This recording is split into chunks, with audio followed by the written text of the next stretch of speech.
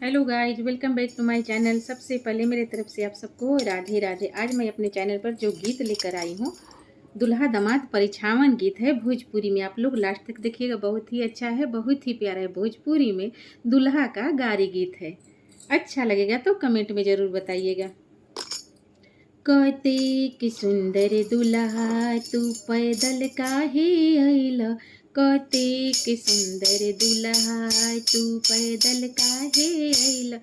Mummy बेचता दीदी बेचता गधा तू खरीदता, मम्मी बेचता दीदी बेचता गधा तू खरीदता।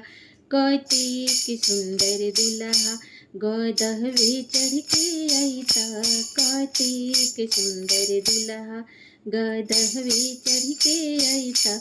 कतेक सुंदर दुल्हा तू पैदल काहे अइला।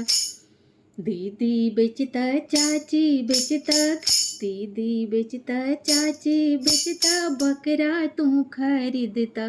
कतेक सुंदर दुल्हा बकरवे चढ़ के अइता, कतेक सुंदर दुल्हा बकरवे चढ़ के अइता। कतेक सुंदर दुल्हा तू पैदल काहे अइला। बुआ बेचता मौसी बेचता करवा तू खरीदता, बुआ बेचता मौसी बेचता बाइक तू खरीदता। कतेक सुंदर दुल्हा बाइक वे चढ़ के अइता, कतेक सुंदर दुल्हा तू करवा चढ़ के अइता। कतेक सुंदर दुल्हा तू पैदल काहे अइला। बुआ बेचता मामी बेचता, बुआ बेचता मामी बेचता करवा तू खरीदता।